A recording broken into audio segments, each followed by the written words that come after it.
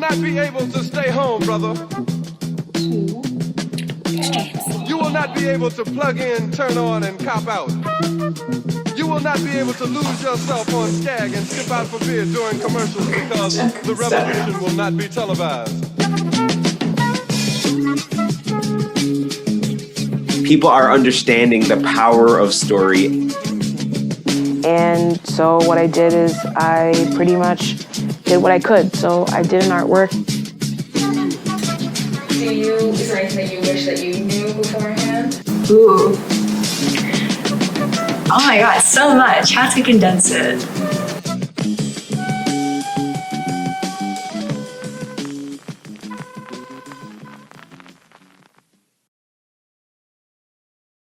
So my name is Cara Tierney. I'm an artist, I'm an activist, I'm an educator.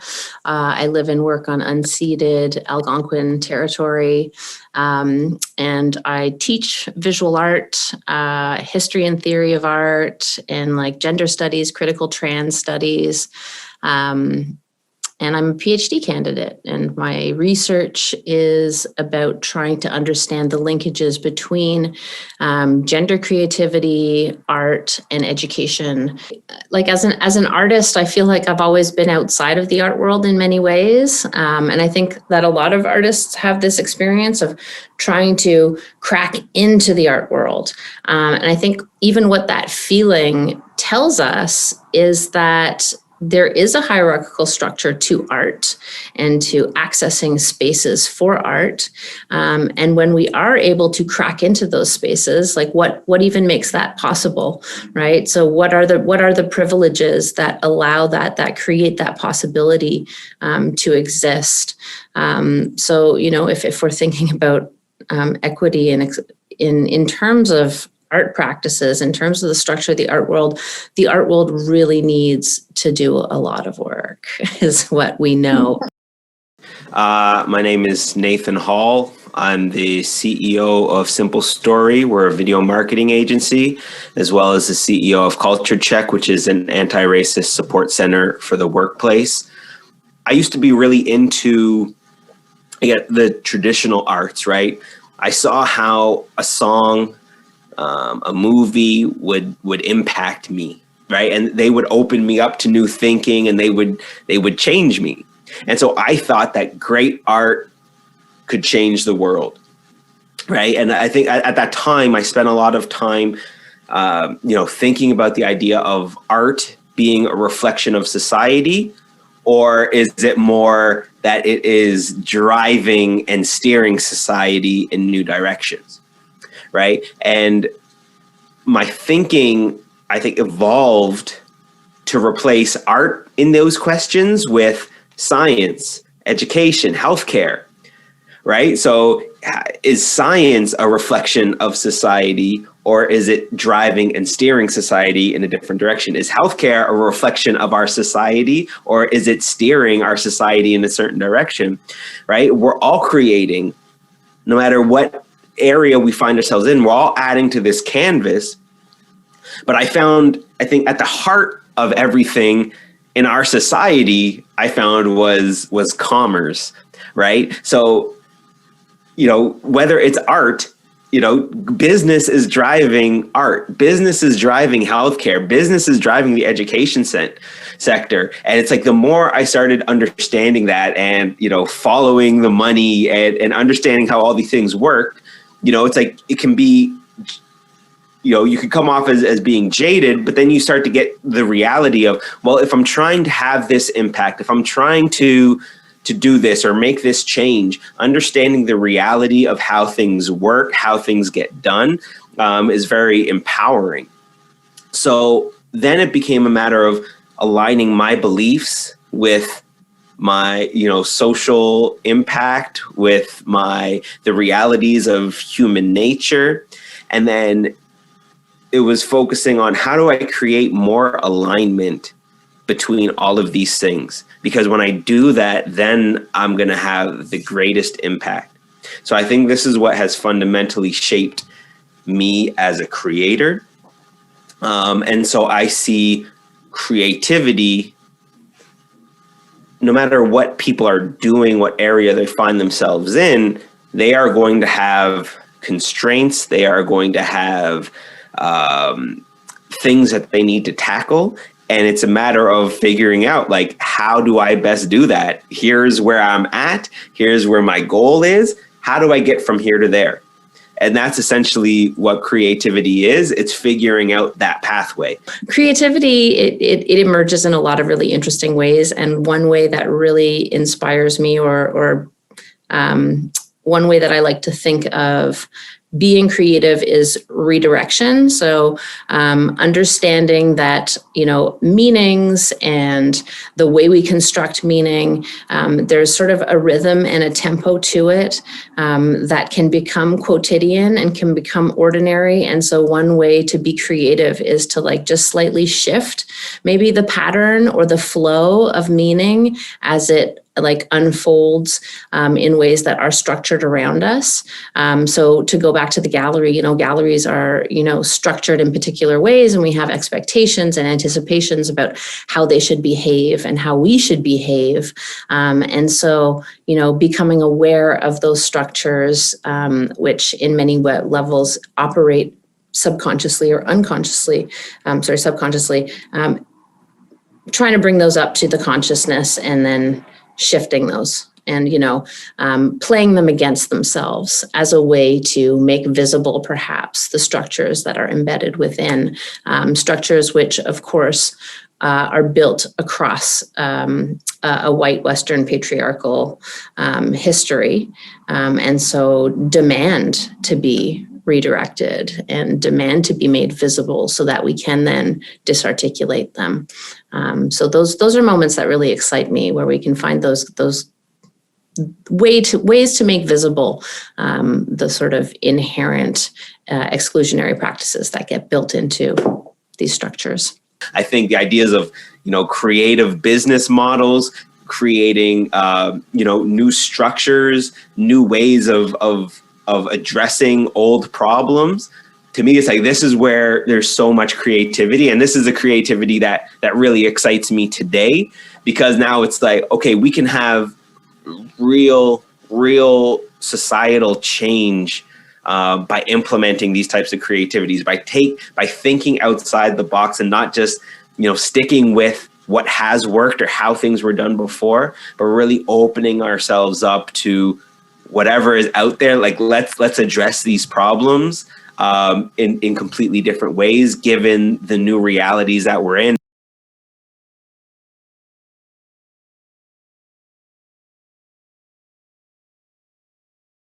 Yeah, so my name is Finn.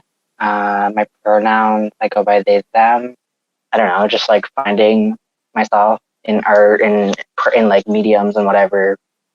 I think the urgency, it comes from that returning to the foundation of what am I doing for myself, and what can I gain from it, and how can I use my lived experiences and my observations and just myself. It becomes a survival strategy too, right? So people actually can be quite media savvy. We can be actually quite aware of the structure of the systems that are around us and learn to navigate them, to sort of gain entry and then, make changes from within once you sort of have that space carved out for yourself. So it does also become this negotiation of, okay, so this is the world that I'm looking to take up space in, and so this is how one gains entry. And it's about sort of playing the codes that you're given and being able to use them to then enter with the messages and the ideas and the changes that you bring with you. I think a lot of what allowed me entry into formal established art world spaces was my marginality, right? Was the fact that I was this trans non-binary person and that my art deals with my identity. So I look great on a grant for somebody, right? Like, oh yes, this year we focused on trans non-binary artists. So I can become part of the box checking mechanism. And so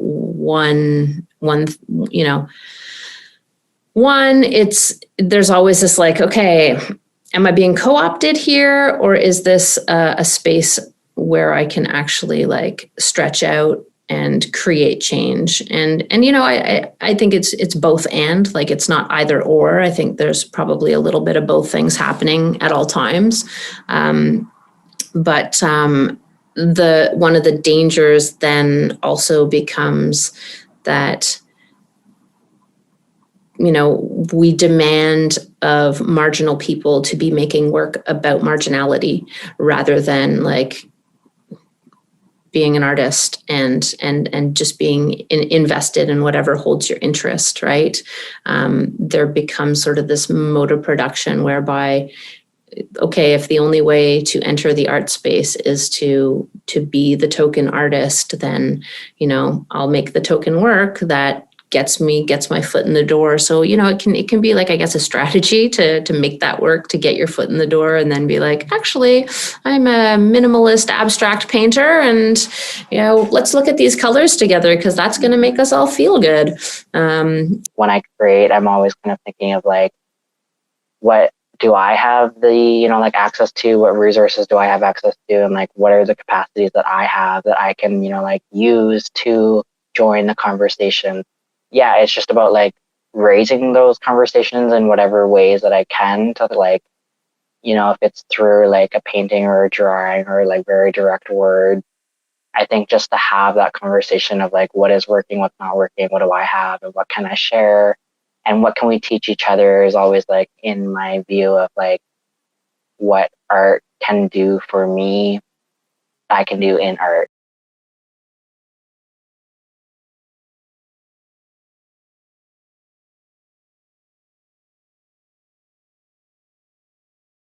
So my name is Lili Johanis.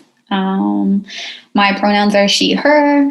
I'm also a fourth year student in the Bachelor's of Fine Art at the University of Ottawa. I'm really interested in critical theories of art history, and also how they translate to global politics and other issues. And during this school year, I suppose, or since the pandemic, a lot of my artistic work has investigated issues of isolation or community, and how we kind of experience space. We have a lot of like thought around who your audience is and who you're creating for and your intentionality. It's maybe less in a kind of activist kind of way, and issues that are discussed even in certain art history courses that are a little more critical are not necessarily brought in to studio spaces. So as much as we might discuss issues of equity and social justice and activism in our own time, it's not necessarily as present in the immediate environment where we're creating art in an institution, which like maybe the institution is the like black sheep of the whole situation. And once we move on from an institutional setting, it would be a little bit different, or the spaces that we would carve out would be a little bit different. But I agree that kind of like a shortcoming is a lack of interdisciplinary research or interdisciplinary environments to be mixing maybe like development students or students from the gender studies department and students from the visual arts department to kind of like curate these conversations would be a really interesting environment to exist. So, there is even like within like a white Western art historical discourse, there is a a style of making art called institutional critique, which is really about thinking through the structures that we've built in, the practices and protocols we've built around art and exhibiting art and viewing art. And so little things like wall labels or the things that we've come to expect become spaces that are really rich for subversion. So I do think that creative culture and art, etc., can be in dialogue with issues of ethics and equity and community, but it can also be in dialogue with like a very formal history of art, right? And not necessarily be trying to engage those themes. I think that all art is political, whether we intend it to be or not. Hi, my name is Alexa, and I am a recent grad of uOttawa's International Development Program. As well, I currently work for Canada's Federal Public Service, and in my free time, I am an artist. So as a creator, I operate under the name of Next July Studio, and I actually chose that name because it's rather ambiguous. And for a long time, my medium and my choice for the art I was doing was also rather ambiguous. I was experimenting with a lot of different types of mediums, from embroidery to crochet to painting to clay. That rhymed, that was on purpose. And I finally have been able to really find myself in drawing, and digital drawing more specifically. So always as a child, and as long as I can remember, drawing has always been my go-to way to express myself and to really detach from the world around me. And so I've really found a lot of comfort and a lot of peace in using drawing as a way to express myself. I've always been really interested in the intersection between human rights and sustainability with business. And one of the largest sectors and largest industries that has such a giant impact on human rights and sustainability and the environment at large is the garment and footwear industry. So my work that I'm sharing with you today is a collection that I call the Distressed Denim Collection, and it provides a critique of the role that fast fashion industries, as well as just the 1% at large, play in the way that we interact with the environment and human rights on a personal level. I think art makes us challenge the status quo.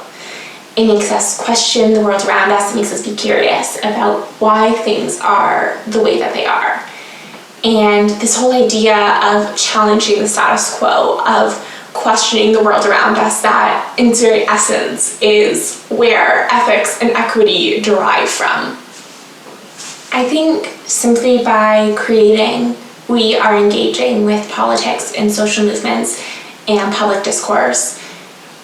I think art answers a lot of questions, but while it answers a lot of questions, it poses hundreds more of unknowns. And in doing this, it is able to engage these really important but sometimes difficult domains, whether it be political discourse and social movements.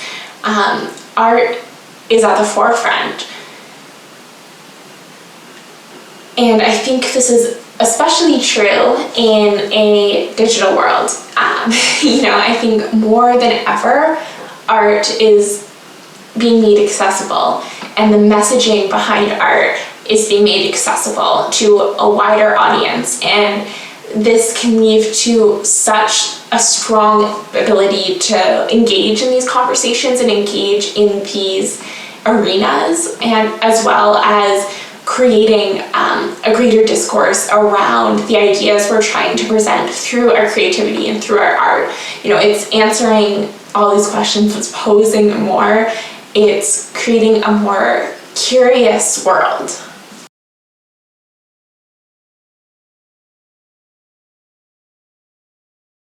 So I'm Thirtsa Semajuste. I'm 22 years old, and I graduated in 2020, and I just got my BFA at the University of Ottawa. That's pretty much my academic background so far, and I would obviously love to expand it in the future. I would love to do my master's, if that's possible, in visual arts as well. My process for this work is I was on social media, and there was a lot of protests going on regarding Black Lives Matter. So I thought about the best way to represent how I was feeling in the moment and what I felt like it was. Well, I put myself in, obviously, the victim situation to see how it would feel like to be in that situation.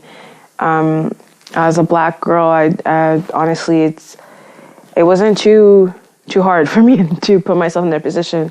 Racism is a thing, and I've experienced it in my lifetime. And I may be young, but I experienced it many times. So my process was to try to convey how I felt with the situation and everything as best as I could. So what inspired my work? So far, what inspired my work was the Black Lives Matter protest. That's what inspired my work. And there's multiple times where I was hesitant of doing political art. It's a very scary thing for me. And with my... Usually I don't really do art regarding my Black identity. It's not as vocal. It's very subtle. But with this art that I submitted, it was very vocal and was very to the point. And it was very clear that I was talking about Black Lives Matter.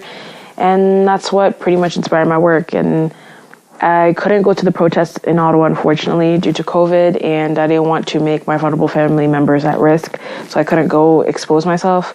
And so what I did is I pretty much did what I could. So I did an artwork. And so it's really, can you, as an individual, what can I do? Can I take advantage of this? With all this access to information, am I making sure that I'm having a good understanding of everybody else, right? So now that everyone's talking about these things, I'm not interested in just hearing people who agree with me.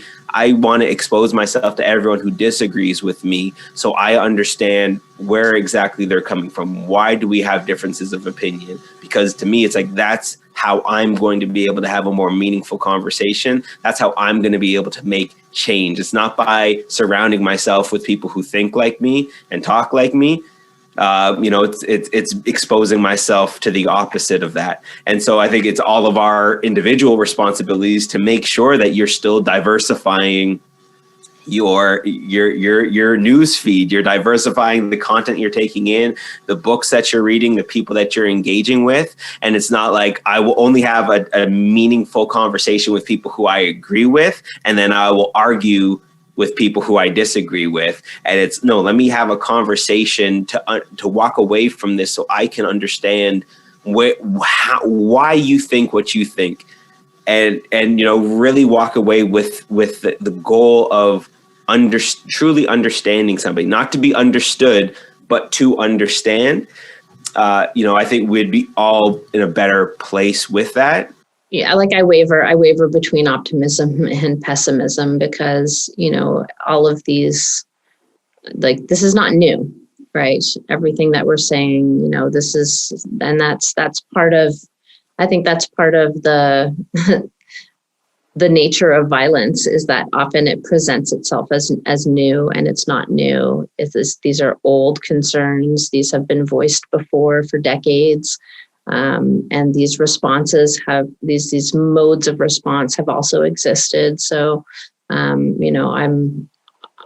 like to see more radical forms of action myself. What I wish I knew before becoming a disabled person in the arts was that you don't have to hide your disability. You don't have to adhere to conventional standards. I'm Carly Fox, and I am a first-year student in the International Development and Globalization program at uOttawa. So I was diagnosed with juvenile idiopathic arthritis at age 16, and that was well into my performing arts career. And it kind of turned into, I feel like I found a lot of empathy from becoming disabled in a way. It just reminded me that everyone is going through something we don't necessarily see or understand. And so from there, I feel like the arts gave me a chance to reach out to others and build a community and just really work on my own ethics and how I approach equity in my communities. Yeah, I definitely feel as though by the time I became disabled, I had a good position within my community. And from there, I've always been very open about the experience of the journey since becoming disabled. So within my community, I've been able to do a lot of advocacy and awareness, and I feel as though that's been a really good way of embracing some understanding and some equity within those communities. No, I feel like the performing arts have given me the skills I need to better advocate for the disability community and as well to just share my experiences. I definitely feel as though the arts can be a really good tool for incorporating perspectives we don't usually hear in mainstream discussions, but at the same time within the arts community in the field and the profession, there's not a lot of opportunities for disabled artists as well as for conveying those experiences we as people with disabilities have.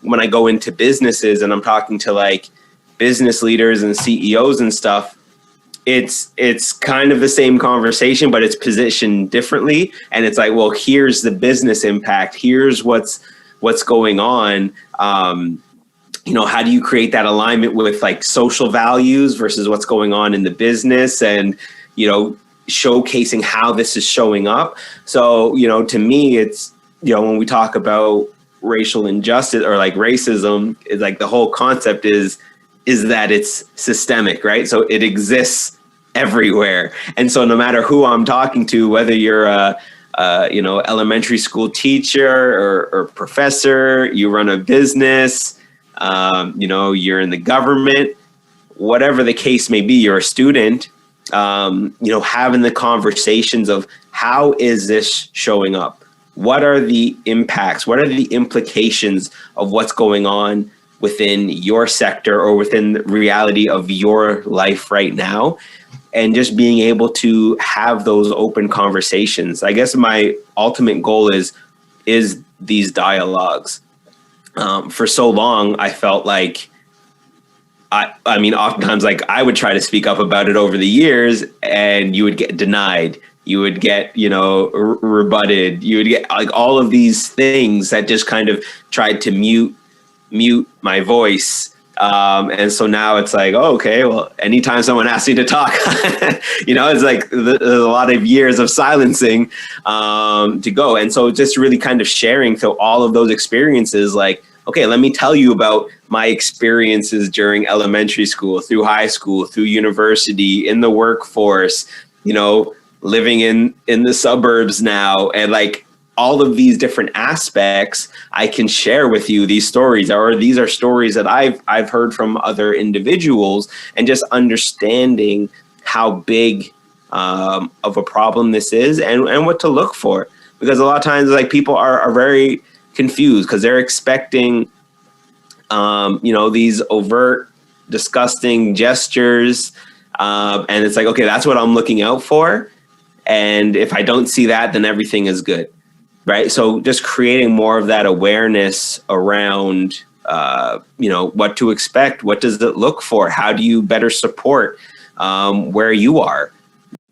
And it's going to need a lot of people self-reflecting and thinking about their relationship to power, their relationship to resources, and maybe recognizing the sort of inherited privileges that have paved their way. And, I'm speaking from my own experience, as a white person who has accrued a certain amount of like cultural capital now, who is able to move through these art spaces. What is it that, allows me to navigate those spaces? And then now that I can sort of access these spaces, how do I use that access to resources and power to, again, try and disarticulate those structures that are held firmly in place, which sustain those spaces as inaccessible and exclusionary and not necessarily working towards equitable practices.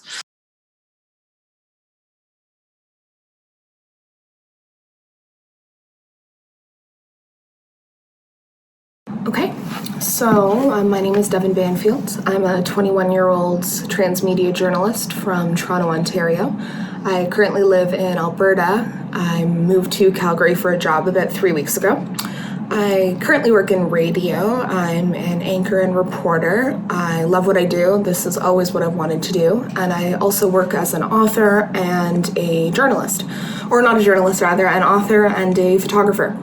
So I work mainly in photojournalism and documentary photography, and for this project I'm focusing on inequity in women's healthcare, which is one of my research passions. I live with endometriosis. That's what inspires a lot of my passion around women's health equity, and it took me 2.5 years to get diagnosed. I saw over 17 different doctors, and by the time I was diagnosed, it was at stage 4. I was in chronic pain. I was throwing up, hemorrhaging, bleeding during exams to the point where I would collapse. I fell down the stairs once when I was in university because I just collapsed. I was in so much pain. And it took me 2.5 years, took me 2.5 years and seeing 17 different doctors, countless hospitals and clinics for me to get my endo diagnosis. And the only way they can diagnose you is if they cut you open and do laparoscopic surgery, which wasn't what any of my doctors wanted to do. They were convinced that I was too young. At this point, I was between 16 and 18, so it was definitely a difficult situation, but it wasn't impossible, and these doctors definitely made it feel like it was impossible that I could have had endo. I definitely didn't have it. They definitely weren't going to do the surgery. They definitely weren't going to help me, and it was hard. It was so hard, and it really frustrated me, and I never thought about how I never really thought about how I was being treated differently because I was a woman. I just thought I was being treated differently because I was younger. But in doing research for my book, which focuses on endometriosis and how people around the world live with that, I realized by speaking to and interviewing different people that my story, unfortunately, wasn't that uncommon. And I started working for Endometriosis UK as an intern when I was in school, and that's when I learned that 7 to 9 years is the average diagnosis time. 7 to 9 years to realize that a condition that affects 10% of people with uterus and ovaries, it's not rare. In fact, that's pretty common, so it really shouldn't be that hard to diagnose, but because of a lack of research and a lack of studies, things like that often go overlooked. The same thing goes for polycystic ovarian syndrome, adenomyosis, which I have, and it's not only frustrating, but it's wrong ethically. Women are dying around the world because they're not receiving adequate medical care. Black women are 5 times more likely to die than white women during childbirth in North America. So for this project, I created a series of different images and portraits, whether they were spliced between 2 or 3 people or not, in order to create visual cues, things that made you really think about what was going on in the world and how the healthcare system does discriminate, whether they mean to or not. There are racial biases, there are socioeconomical biases, religious biases, racial biases, gender biases, ageism, socialism. There are a lot of different biases that people face in the medical system. You know, ageism, racism, they're from a different socioeconomic class, so they receive different care. They have children or they don't have children. They work or they don't work. They're citizens, they're not citizens. They were born here or they weren't. All things that are really big factors in people's lives, but for the most part are out of their control. And those factors are determining what standard of medical care that they receive. And it's wrong. It's dangerous. And it is life-threatening. Women are dying all over the world because they're not receiving standardized medical care. Even in Canada, where we have universal health care, and we talk about how nobody pays for health care, nobody has to worry about whether or not they can afford to see a doctor.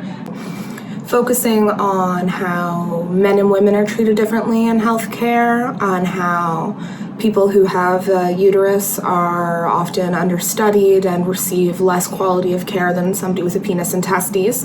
It wasn't mandatory, for instance, for women to be included in medical trials and studies up until 1990. So most of what we know about the human body, we know based on studies conducted on men, primarily white middle-aged men. So how different diseases show up in somebody with a uterus and ovaries compared to somebody with testes and a penis can be astronomical. There are different signs and symptoms for things like heart attack and stroke and heart disease, different cancers, which we know now, but we don't know the deficit of what we don't know. So we don't know a lot about women's health, a lot about how our bodies work, and a lot of diseases that affect primarily women and people with uterus are understudied and underfunded. Women of all different creeds and social classes and colors and sexualities are treated differently based on those factors, based on how old they are, based on their color, based on who they love, based on where they're from, whether or not they have children, whether or not they're sick, if they're old or they're young or they're middle-aged. And I think that not only is that a lack of equity and do we need an emergency response to this, ethically it's wrong. Ethically, there is no reason that 50% of the population should be cast aside by a medical profession, which is supposed to be saving our lives. And I just think that as a creator, it's really important for me to bring attention to that. I work in the media. I am a journalist. I pride myself on being able to inform people and let them know what's going on and provide clear, concise, accurate, fact-based information, which is what I've done with this project and what I think society would benefit from knowing, essentially. You know, you're talking about ethics. You know, I think there's a line there where how do you be your authentic self and tell that story, but then doing it in a way that allows you to better connect with your audience versus knowing what the audience wants and then shaping everything in order to better align with that. You know, it can get into a gray area where it's like, you know, it's good to serve the market you're going after, but if you're compromising your own ethics, or if it's done in an unscrupulous way where, you know, you are deceiving people, or, so it can get very fine. And you see it with like the elections in the US with Facebook and, you know, political ads and all these types of things, or with COVID, that it can get very sticky pretty quickly in terms of like what's real, what's facts, what's authentically you. And so, you know, it's not a clear line, you know, when it comes to like what is ethical storytelling, what is ethical creativity and branding for a business. I mean, I see creativity in everything, right? Like I see us all as creators.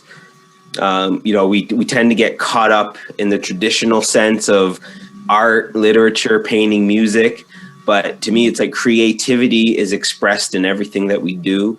The way that we communicate with each other, word choice, a cadence, how I get my ideas, my thoughts, my beliefs from my brain into yours, like that distance between us is where that art, is where that creativity, that magic happens in that space. Because I need to make sure that I can transfer what's going on in here and deliver it to you without having all this extra noise and all these things, understanding your perspectives and how you're going to interpret this so that you can take, you know, this package I have in here and get it into your brain in the way that I intend you to interpret and understand it, right? So there's a lot of creativity and understanding, you know, psychology and how people work, understanding, you know, just the societal context that might dilute the message between my mouth and your ears, all of these things, you know, so it creates a lot of creativity in order to do that. I like to think that everybody is inherently creative and that everything can be approached with creativity. And so being creative or the act of making art can happen in like the most like intentional and specific way as like being in a studio making art, but it can also happen as like the way you walk between your bed and your coffee maker in the morning can be a creative, artistic intervention into you know the ordinary.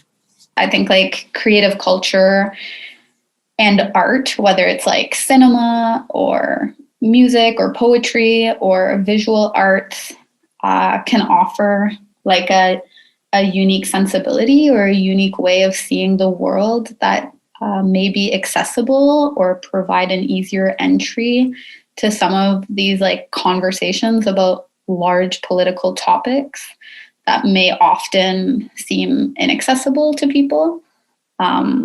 As much as like the art world and creativity has like its own barriers to entry, and whether that's through language or space or whatever, where people don't feel welcome, it can be, an artwork can be a more accessible way to have people access an issue than like a 200-page book. So in that way, I feel that they go together, they coexist quite well. And they coexist in a kind of a unique way. Definitely, I feel like as creators, we have a responsibility to interact with other creators and other forms of art that aren't our own, so that we can kind of broaden our horizons and have a better understanding of our communities. And that's a step towards being a better ally. I think that as creators, whether we work in media, whether we work in visual art, whether we are singers or dancers or actors or actresses, it is important that we get out there and we make sure that while our work is fun and it's important and it's creative, it's also hard-hitting, it's also fact-based, it's also researched, it's also created with care, and it's thought-provoking. Because in order for something to create change, it does have to stick with you, it does have to be thought-provoking, and that is something that I've tried to do with my project Deserving. I personally always feel so inspired by other artists and other creatives. You know, I see people making art and it makes me want to make art. And I hope that I'm able to inspire others through my art, because I don't think that art exists in a vacuum. I think art rather has a domino effect where, you know, we're able to inspire and encourage others. And I think that's at the very heart of mobilization, is this domino effect, where when we care about something so strongly, when you feel so passionately about something, when you share that passion with others, people feel that, they pick it up, they become engaged, and art is so foundational to that. Again, I think the storytelling is also a really crucial aspect of this process of inviting people into doing equity work, because again, when you put a slide on the wall that has like charts and graphs and definitions, there's something very disengaging about that. But through storytelling, there is this like emotional quotient that gets communicated that you know, draws people in, and then, you know, has them sort of compare it to their own story, and then they're building their own story with this maybe new frame of reference in mind.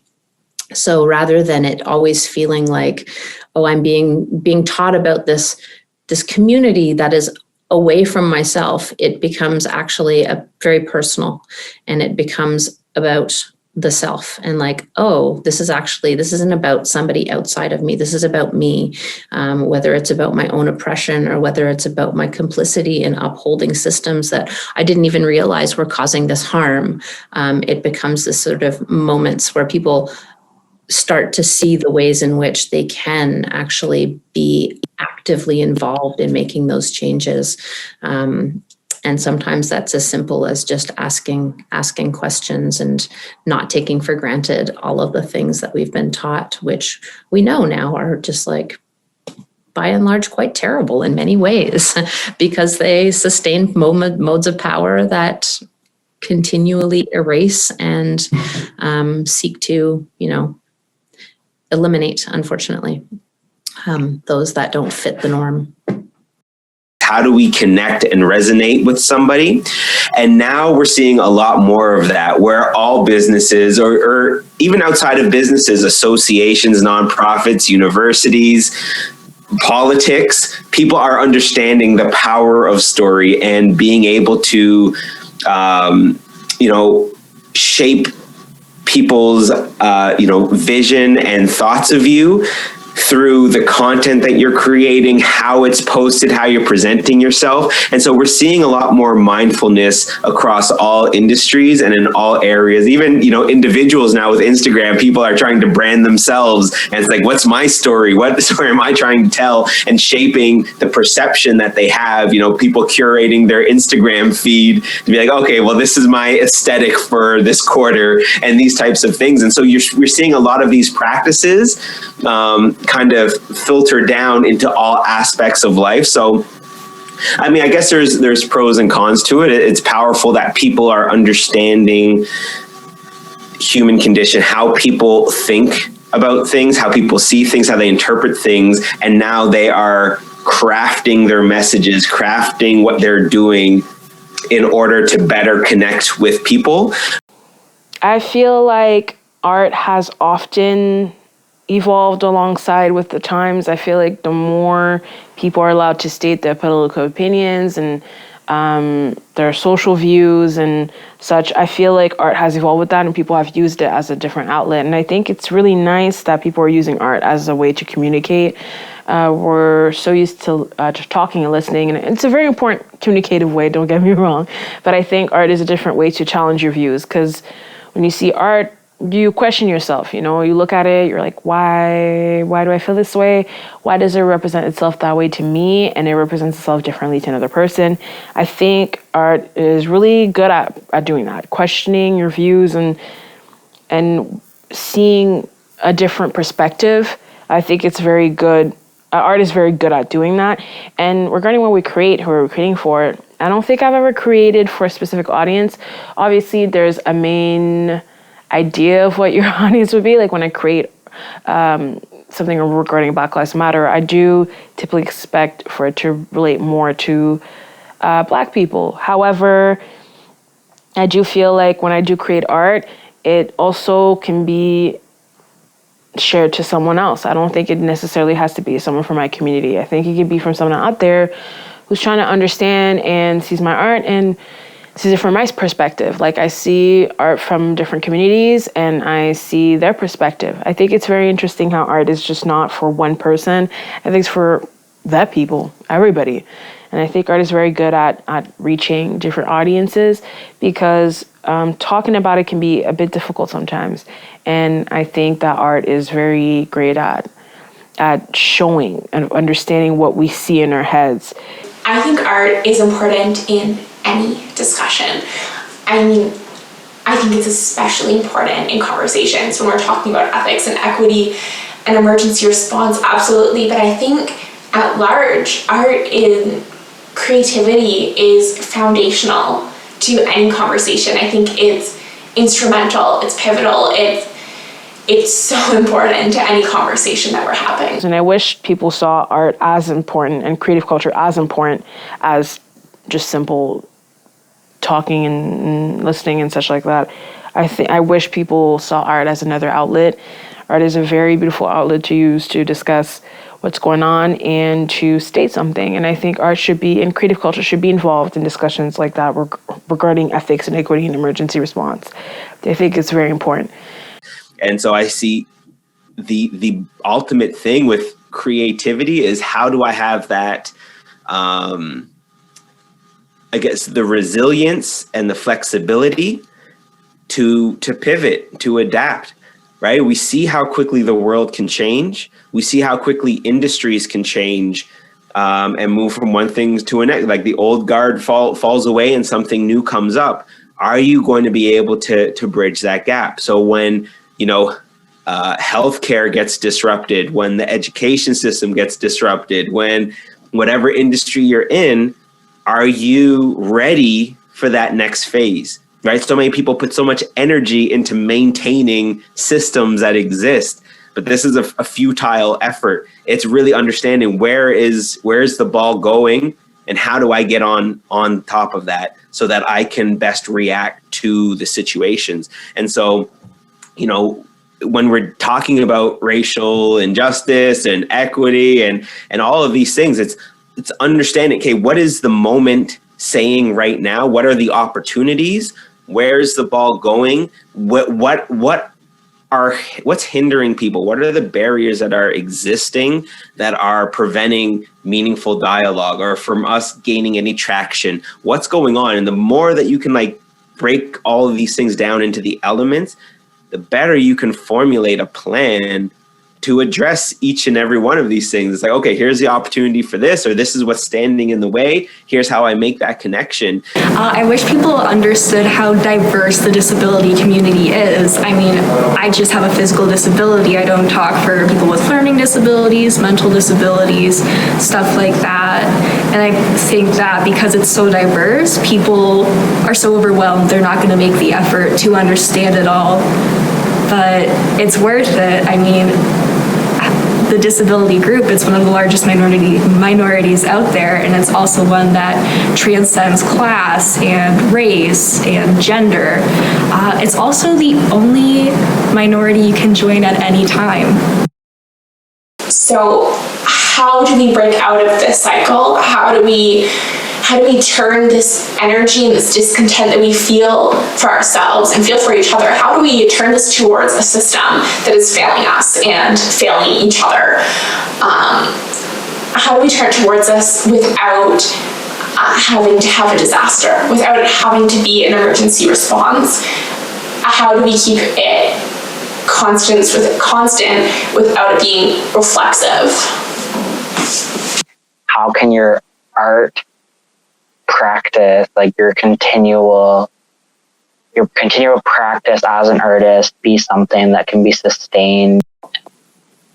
I guess I would say that not to expect other people to know your worth and your value, and to just know your worth and your value through your own immediate context. And that can be hard because I think we live in a world that often tends to sort of stifle some of the nuanced intricacies that might make us different or at odds with the spaces around us. But actually, those are probably the things that are the most important to us. And so how to approach the art world, again, you do have to develop a bit of a tough skin. And I think, and I don't mean accept abuse or prepare yourself for challenge. But I think it comes back to that desire that somehow we're taught to seek that external validation, and that the work is only valuable if you receive that external validation, which is not necessarily accurate, right? Creativity and artwork and being expressive artistically can happen in so many ways. And a quote unquote art world is only one particular space that exists to host these moments and these expressions. I would also say make your own spaces. Because again, my practice grew out of a basement in Gatineau, Quebec. It didn't grow through art gallery spaces at all, because there were no spaces that were open to the type of things that I was interested in doing necessarily. So and find your peers. I would say, build your network of support with your peers, and then build something for yourselves and for others, hopefully. And try and work collaboratively, because there's strength in numbers. And we're stronger together than we are apart, for sure. I'd say it's really find a way to marry, I guess, like what you're trying to create with the realities of the world. So a lot of times it's like people have very pie in the sky, and I think it's great to have like those bigger visions. And again, maybe it's a matter of, we have different people with different skill sets.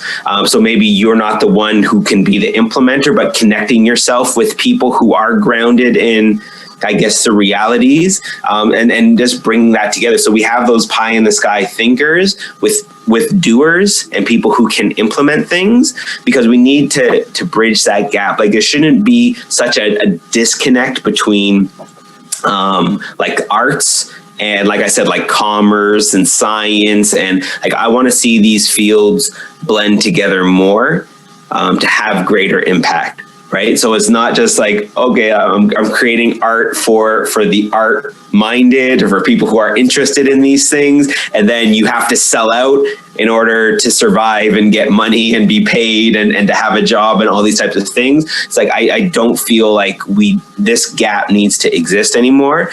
And so I want to be able to see, wow, great creative mind, great thinking, great abstract thinking. How do we take that and tie it together and turn that into, a business model? How do we make this financially viable, that it makes sense, that it is sustaining, that it can have impact beyond just getting people to think, but it has fiscal impact, economic impact, or, science impact on and shaping society or housing and food. So, I think there's so much opportunity there in really bridging disciplines together and bridging ideas and bridging capabilities. So I want to see that just that gap between fields go away, because like I said before, the innovation that occurs in all of these different industries and all of these disciplines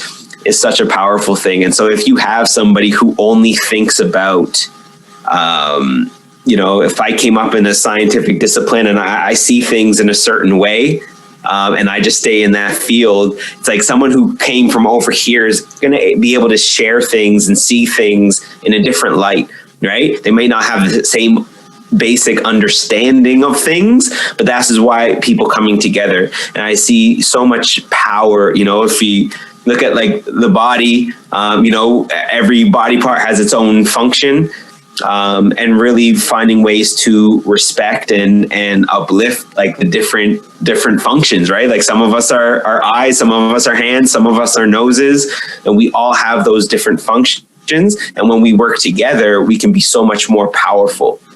And so, if you're a creator, don't be scared of big business. Don't be scared of like science and innovation. Find out how to make it work for you, right? And there's ways that you don't need to compromise on ethics. You don't need to compromise on vision. But being able to tie into these vehicles will allow you to accelerate your ideas, and it creates viability, and it makes it so much more impactful, that it's not just a little niche thing that goes on college campuses, but now it goes out and really impacts the world and really changes things.